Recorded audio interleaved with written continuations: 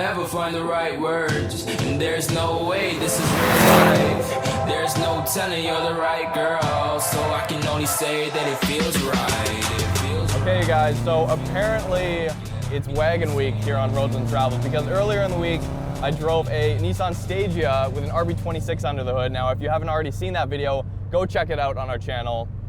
Today, Thursday, we are driving this 2006 Subaru Impreza WRX wagon as well. So basically, I mean, besides the fact that these cars are quite a few years apart, it's basically the same philosophy done in two different ways and with two different outcomes.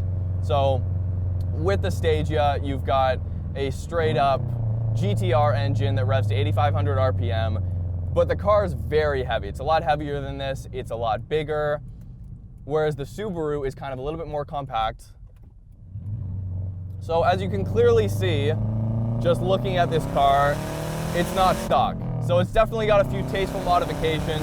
Now the owner of this car, Thomas, has made a point to keep it usable when he goes up with his friends, kind of just on gravel roads, dirt roads, or whatever they come across. Whereas a lot of other Subaru owners around Vancouver are just kind of slamming their cars and doing all this stuff to make it a good street car, but not a well-rounded car. So I respect Thomas for doing the mods he did, and in my opinion, this is kind of the perfect ride height for a Subaru. It's got great road appearance when you see it driving by, but at the same time, it's extremely capable.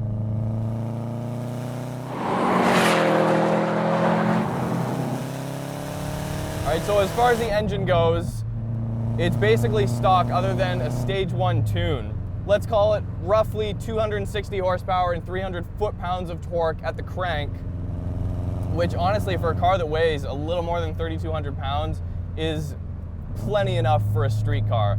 Now, this has a lot of very good tasteful modifications, like I was saying, one of those being the lowering springs.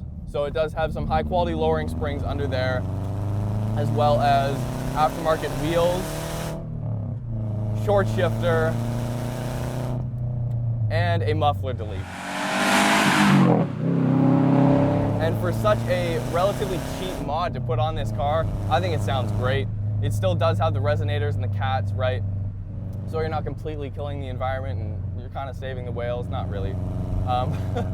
But I mean, it sounds great. It doesn't have that crazy Canon exhaust at the back, which, I mean, it would look cool, but as far as sound goes, even inside the cabin here and outside, it sounds really awesome.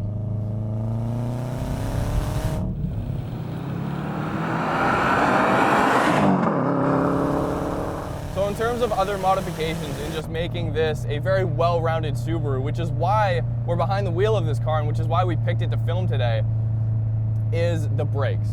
Now basically what Thomas has done with the brakes is StopTech slotted rotors up front and upgraded pads all around, right? So those StopTech rotors and the pads are definitely the step in the right direction in getting this car to where it should be, and without adding a crazy amount of power or anything to the chassis, basically just waking up the engine. I mean, it's great. The brakes are ahead of the chassis and ahead of the engine, which is really what counts. The brake feel is very good. We've been driving hard for quite a while now, and I mean, zero brake fade. I mean, I'm not pushing the car 10 out of 10, but it's definitely very capable. It feels like, you know, the people that built this car actually put some thought into kind of where you're sitting and the experience behind the wheel in general, where the tack is, what you look at over the hood. I mean, look at that. There's just a giant hood scoop in front of me. It's awesome. It gives you a good feeling inside. So one of the coolest things is Thomas, the owner of this car, you know what? He actually uses this car. As you can see, some of the little minor exterior modifications that he's done. One obviously being the roof rack on the top. Now, this car is being used for everything.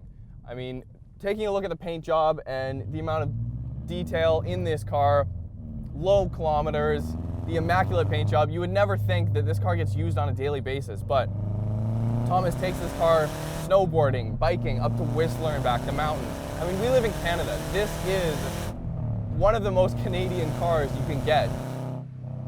The other thing I'm just thinking about here is, like I was saying, Thomas takes this car everywhere. I can't imagine driving this car on a dirt road. I mean, cement feels fast enough, but when you're on a dirt road, speeds feel even faster, and I just can't imagine having this much power and torque ripping around a dirt road, having a lot of fun.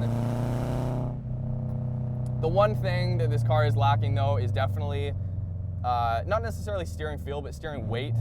Just the kind of the combination of the steering rack and the steering feel isn't all the best. I would definitely want a little bit heavier of a rack personally, but obviously that just comes down to personal preference. As a daily driver though, I mean, it's perfect, really. It's really great. So the interior of these cars are vastly different than the newer generation of the WRX. Now, the WRX that I've driven the most is the 08 WRX, the last generation that they actually made in a hatchback. And this, compared to that, this is definitely a little bit more dated, but I feel like it's dated in kind of a good way. You know, it still keeps the very basic simplicity of what a Subaru should be, in my opinion, without kind of feeling the need to make that crazy kind of swoop on the interior that the newer generation does have. An exterior mod that you can see on this car, obviously there are a few that make this car just look awesome. The wheels in particular, the white wheels, I think match up perfectly with the calipers, the exterior paint. It's in really good shape altogether. And there's also that aftermarket lip on the front, which is made for the sedan, but Thomas has actually made it work with the slightly thinner front end of the wagon. Not to compare it too much to the Nissan Stagea we drove with the RB26 under the hood, because they are years apart and they are kind of different, but in the sense of just the philosophy they carry behind them, they're very similar. I mean, they do everything. They're so practical. They have so much space, yet they've both got manual transmissions. They've both got signature, just bulletproof engines under the hood, and they're both really exciting to drive. I mean, this is the all-out Canadian car, in my opinion. Perfect for around here. And this is a great build. I really wanted to film this. I hope you guys can kind of see some of the similarities between this and the Stagea we filmed. Hope you guys enjoyed the video. We have new videos coming out every single Tuesday and Thursday now, so be sure to subscribe down below if you haven't already. Go like us on Facebook, Instagram, Twitter, and of course, listen to the Roads Untraveled podcast every Wednesday on iTunes, Shout Engine, Stitcher, and wherever else you download your podcasts. So, see you next time.